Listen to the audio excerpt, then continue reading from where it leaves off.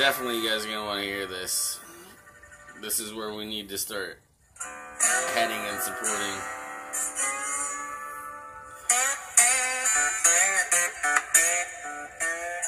I wonder, how was your trip? Because you're traveling a lot.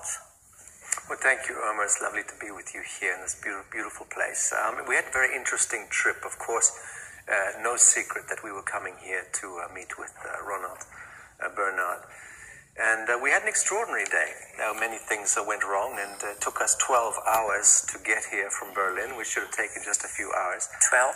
But at midnight, we got stopped by the police after being followed for a long time, which was very interesting. And they were playing their usual games when they pulled us over. Interestingly enough, I did pull out the International Tribunal badge, and I invited them to give me a good reason for explaining why they stopped us at midnight in the outskirts of Amsterdam. Of course, they had no reason whatsoever.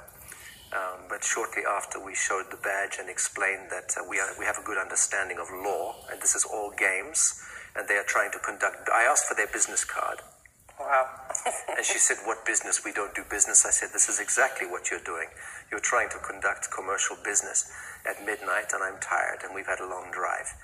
So do you want a conversation on law now, or should I just connect with your desk sergeant or with your precinct? Anyway, they released and let us go very quickly, but it does raise the question: For sure. how many people are being bullied by these systems, these control mechanisms? This is what is making life impossible for so many people, especially the people who have no money. And this is unacceptable. Yes.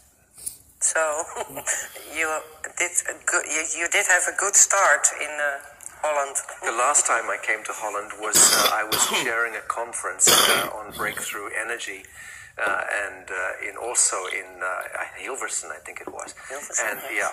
And I also got stopped by police on the way to that conference. It's the only 2 times I've been stopped by police on the road in Europe in the last 5 years, both times in Holland. So, this country is really bad. I would suggest you are very much a police state. Yes. Yeah, for sure. Absolutely. Yes. Certainly the police last night didn't have the faintest idea about law. They knew nothing about law. No. Yeah. So that's everywhere. it intimidates them as well on the right they track. They didn't intimidate me. No, for sure. You are, among other things, involved in the International Tribunal of Natural Justice. Could you explain to our viewers what this tribunal stands for? Sure. We set this up in 2015. Many thousands of people around the world were involved in signing or ratifying the treaty, in creating a court, a new international court, disposed toward natural justice, not to uphold the crimes of the state or the crimes of the church, or the crimes of the banking institutions, or the crimes of the multilateral corporations, but in service of people, living men and women of the living soil. This is all that matters. And we established the International Tribunal for Natural Justice as a court to begin to use the rule of law to protect and defend people of the world, and to operate under the laws of natural justice. Mm-hmm. And there is a lawyer involved, or lawyers, or we have many even lawyers a judge involved. We have judges involved, of course. Wow. We have, it's a tribunal, so we have 3 judges. We have many very affluent and influential people on the commission. We have His Grace Bishop Ria Abu al-Assal of Jerusalem, who is the Commissioner for Truth and Reconciliation. Mm-hmm. We have the former clandestine officer of the CIA, clandestine operations officer of the CIA, Robert David Steele, is chief counsel. And one of the commissioners, former technical director of the NSA, the most powerful intelligence agency in the world, William Binney is one of our law commissioners. So? Now, we have many law commissioners, and each one of them have been invited to take their seat on the commission because they are powerful and they represent right action. And that is what we intend to restore in the world, is the dispensation of natural justice and right action. Beautiful, beautiful. And is this tribunal internationally recognized? Is it under law? Is it under law? Yes, well, it is law. It's the highest form of law. So please understand that the International Court of Justice is not a lawful organization. No. Okay. The supreme courts in most countries of the world are serving the corporation. They do not serve the ones that they are mandated to serve. They are supposed to serve the living men and women of the living soil. And they are all of them required to serve under common law of the land. But they do not. They have been subverted, infiltrated, completely taken over, and operate now only in the service of the corporation. Which is to say, they are operating in the service of a covert priesthood of supranational intelligences, people who are operating behind the curtain and controlling the outcomes, which is how, of course, the battles and wars are engineered. And war is a perpetual cycle which is engineered. Disease is a perpetual cycle that is engineered. And poverty is a perpetual cycle which is engineered. Unfortunately, yes. Yeah, and of course the war, disease, and poverty is what describes mass sacrifice of innocence, Canaanite ritualism in the 21st century. Yeah, that's...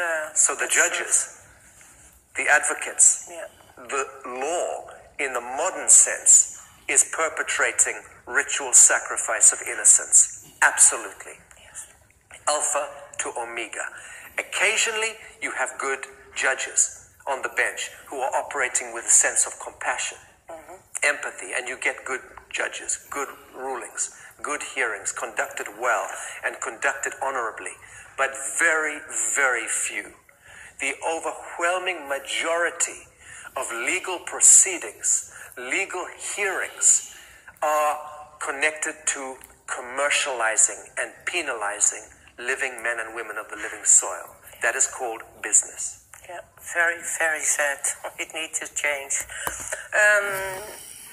Is this tribunal also about big and well-known names like politicians and media moguls or figures or whatever? I'm not aware of any media moguls or figures involved in the commission or the work that we're doing. I can tell you that in April this year, we are seating the court in London for 3 days, which is to hear the Judicial Commission of Inquiry into Human Trafficking and Child Sex Abuse, because it is the human trafficking element and the pedophilia and child sex abuse element which is of most concern to us about the civilization that we inhabit, because that is one of the biggest profiteering centers in the world, is human trafficking.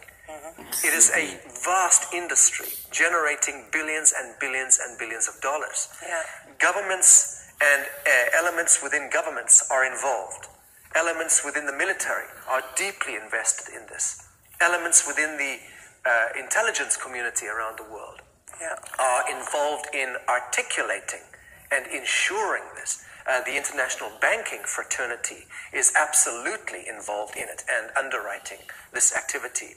So human trafficking is the big concern that we have right now. And we believe that only by releasing this story into the light of human trafficking and child sex abuse do we begin to get people of the world to realize that we are caught up in biblical prophecy of epic proportion. Absolutely. And it requires our attention. We can no longer pretend that it is not happening. No, that's right. Trump signed an act on the 21st of December.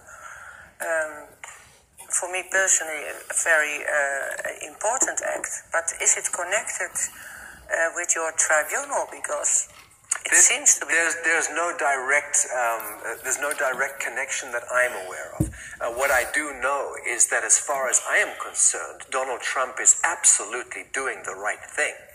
In the same way that I absolutely believe that Vladimir Putin and Duterte in Philippines and Modi in India to some extent, and I can name a few other leaders in Central South America who seem to be extraordinary, and a couple in Africa who seem to be very enlightened. And certainly for Donald Trump to announce that in this next calendar year he is going to end 25 million people being trafficked, this is a huge statement. We're very excited about it. So yes, I'm happy at the fact that Washington is now speaking to the subject, but I'm not aware of any direct connection myself to the work that we're doing. No, because Robert David Steele, I follow him, he's trying to keep in touch with the Trump administration. I think the Trump administration and even the Putin's administration are almost certainly aware of what we're doing. And if they're not aware now, they will be within a few short weeks. Yeah. Because what we are doing and the connections that we do have in the intelligence community and the military and even in the diplomatic circles are explaining to us that they absolutely support what we're doing. Yes. And that it is required that citizens of the world who are outside of the control of governments are the ones that are also acting and engaging this kind of action. It's very, very important. Yeah. Because we are not subsidized by any country or by any institutions. We are not. We are self-financing. We have to rely on private financing internally and also crowdfunding wherever we can raise that support. But we don't accept donations from governments or from agencies. No, it's corrupted again. Right, and Yeah. we're certainly not a registered charity like some of these outrageous generational charities that are being exposed right now for having been part of the problem. Yeah. Very much a part of the problem Yeah. for many centuries, many generations. Yes, that's correct. Do you think that after all, people actually are being tried with a judgment which is also enforceable after it? Do you Look, think it doesn't work that way. A judicial commission of inquiry is concerned with disclosing the truth Yes. and exposing the facts. That's what a commission of inquiry does. Yes. We are not interested in the prosecutions. No. This is the mandate of Interpol. This is the mandate of the Dutch police, except they know nothing about law. But it is the police infrastructure of the countries and Interpol that are enforcement arms. And in some cases, court martials and so on. But we are not interested in that. We are interested in the power of truth and disclosure and bringing this into the popular context to get people of the world outside of their dream spell and to begin to recognize that it is their sleep state that is maintaining the sacrifice of innocence, to pretend that it's not going on. break the spell? The breakthrough is psychological more than anything Yeah. else. Psycho-emotional and psycho-intellectual. Yeah. But once that breakthrough occurs at the psycho-emotional level and the psycho-intellectual level, at the cultural level, there is a complete shift in paradigm. And then instantaneously, these apparatus of Interpol or the police or the executive, legislative, judicial branches of government will be retaken by the people and will be used to good effect. And that is what we expect to see. Because right now we can do a judicial commission. We can show the truth of the matter. London, Washington, the Vatican, they are all controlling the numbers and lying about the facts. And the mainstream media, who is their whore, acting as their whore, is telling the lies to the people.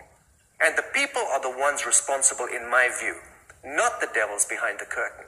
The people who are asleep are the ones responsible for the Canaanite ritualism. Now it is an invitation to wake up, because when they hear the truth, when we bring these testimonies, star witnesses, expert witnesses, coming into the tribunal over the course of the next 6 months, 9 months, maybe 1 year it will last for, this particular commission of inquiry. But it will tell the facts, and it will tell the truth, and it will not tolerate whitewashing or manipulating of the truth. So we then allow people of the world, through the internet and through social media and elsewhere, we allow them to come to their own conclusions and allow for that awakening to happen. Now, we can take the findings of the Commission of Inquiry. At the end, when we publish the Commission report, it will not be like the 9/11 Commission report, which was a complete whitewash, designed by Washington. It's rubbish. To protect Washington. Right, bullshit. We're not doing that. This Commission report will speak the truth, the real facts and figures and statistics, okay, and stories of the survivors, and so on. And that Commission report will be sent to every State Department in every country, and will also be handed to the President of the General Assembly at the United Nations, and to the ICJ, and to all of these Interpol and so on. And then it is up to the people to bring pressure onto those agencies to begin to enforce their mandate and to begin the process of cleaning up the game. But that's not our function. No, okay, because I'm aware, and you are also aware of cognitive dissonance. Yes. It's so hard to get people awake. Yeah, Because of just the said it. cognitive dissonance. Yeah, They it's don't want to huge. see it. It's too dark, too strong, too bad. Yeah.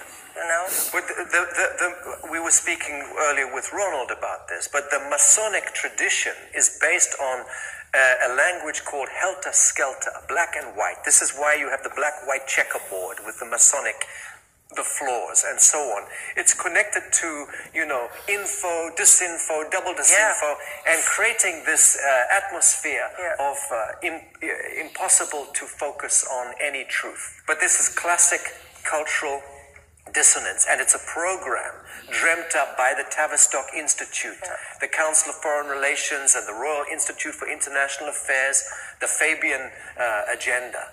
This has been planned a long time. In fact, even going back to Ignatius Loyola, this diabolical character, it is all encoded, how they would begin the dispensation of this cultural dissonance, civilizational dissonance. But it's not working, because here we are, having a conversation in the middle of that bullshit.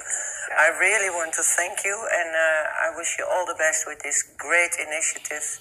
I'm going to follow you, of course, and I really want to thank you for your time. Irma, thank you. You're very kind. But I want to say one last thing, and that is that redemption and absolution and forgiveness and the extension of compassion is what we are seeking with this international tribunal. Okay? We're not seeking the old form of justice. No. Okay? We want to absolve this story into the higher story and begin to anchor patterns of perfection into this world through dynamic consciousness in action. You made it very clear. Victory to the light, I'm always saying. So thank you very much. Thank you, Irma. It's very kind.